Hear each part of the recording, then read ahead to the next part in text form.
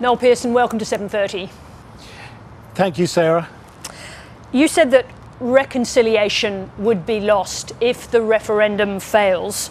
What is your pitch to voters about why we need a voice to Parliament? This has been a journey for at least 30 years when the official reconciliation process was launched by Bob Hawke. And reconciliation requires as its foundation the recognition of Aboriginal and Torres Strait Islander peoples as the first peoples of Australia.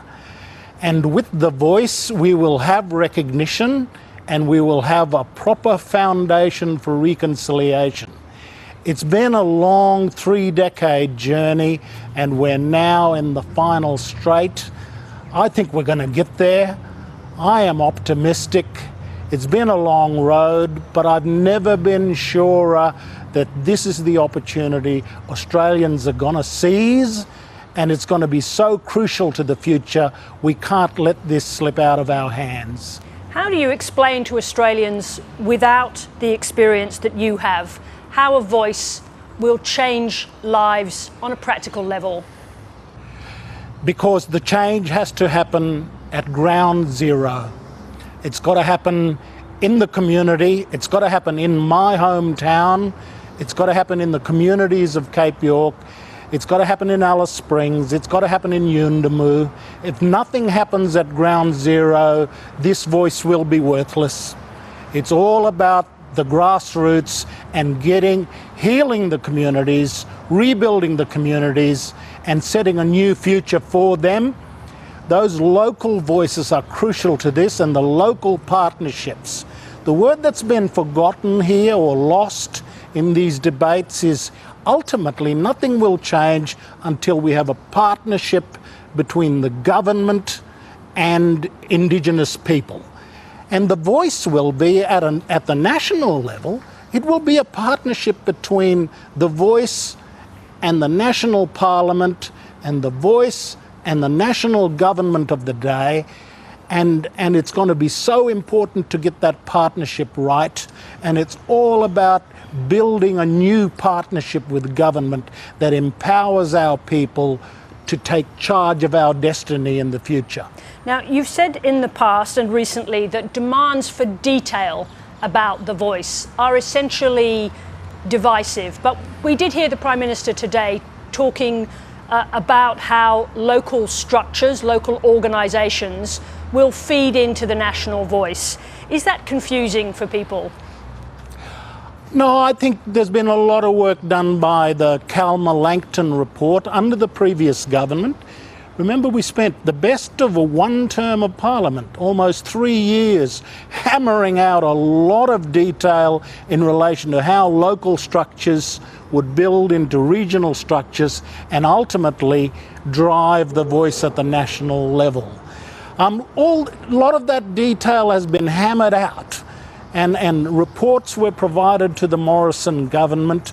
I think there's a surfeit of detail out there, but this is a constitutional change, and I understand that we are going to scrutinise and debate every T and every I of the change that's proposed. I understand that. There's going to be debate going into this referendum, but I'm very comfortable. I have always sought, as have my Indigenous colleagues, we want to uphold the Constitution and recognise Indigenous people. So how important is it then, let's bring it back to the politics, how important is it to the success of the referendum that Peter Dutton resolves to actively support it? Well, I think it's very important for Peter to do that. You know, I really think that this, you know, for most of the time that the voice has been under construction, including when it was first proposed. It was first proposed when Tony Abbott was Prime Minister. And for the majority of the time, there have been Liberal National Party governments in power in Canberra. So it's not as if this voice has come out of the blue, has come out of the left wing or anything like that. It was proposed under Liberal National Party governments. And I think it's important that Peter now finished the job that John Howard started in 2007 when he first announced the commitment to constitutional recognition. We've gone a long road. Let's not play a spoiling game now. Let's not be the undertaker that buries this important and very promising prospect we have that will move in. And, you know, the country will change. Australia will change when we get this referendum done, and I believe it'll change for the better. At the same time, right now, we know that Peter Dutton will be listening, amongst others, to Tony Abbott and to John Howard. Particularly in relation to Tony Abbott, you knew him well for a period. Are you saddened by his passionate opposition to the Voice? Absolutely appalled, absolutely appalled with Tony. He was a very strong advocate for constitutional recognition when he was Prime Minister. But as with a lot of things, he's changed his view after losing the Prime Ministership.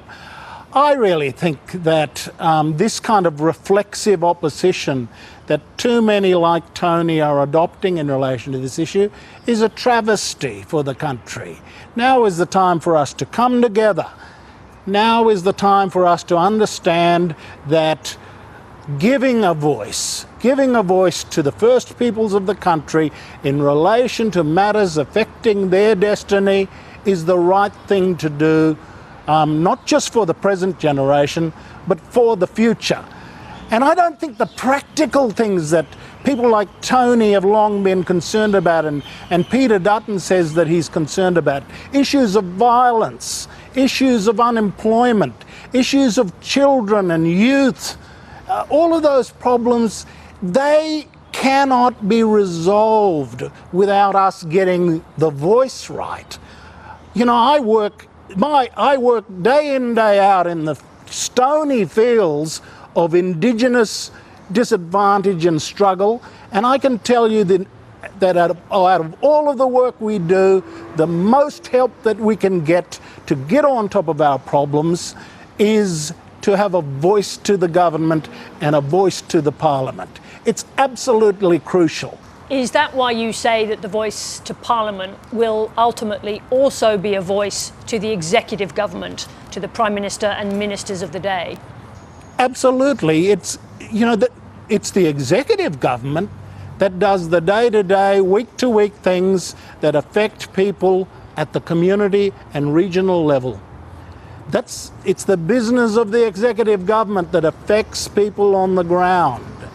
And you've got to give the ability for people on the ground to sit down in partnership with the government and jointly make decisions about the future, jointly make plans together, so that government is not just the only one determining what's happening. We can't have partnerships at the local level unless the executive government comes to the table. And that's why it's so important that this voice be to the government as well as to the Parliament. Noel Pearson, at the beginning you referred to the fact that this has been a journey of many, many years. What would a loss in this referendum mean to you? Oh, I will fall silent. That'll be the end of it. I've always believed in the Australian Constitution. I believe in Australia. I believe in the people of Australia. I believe the people of Australia must recognise the First Peoples, my peoples, and I have pursued a middle path, a middle path between the original Australians and the new Australians. If the advocacy of that pathway fails, well, then a whole generation of leadership will have failed. A whole generation of Indigenous leadership will have failed, because we will have advocated a coming together in partnership with government, and we would have made an invitation to the Australian people that was repudiated. And I don't think we have anything left after that. It'll be up to a new generation to chart a new course, because we will have been rejected. our proposition for peace and reconciliation will have been rejected. And that'll be a profound decision for the country to make. I hope that it never comes to that. Noel Pearson, on that note, thank you very much indeed for joining us. Thank you very much, Sarah.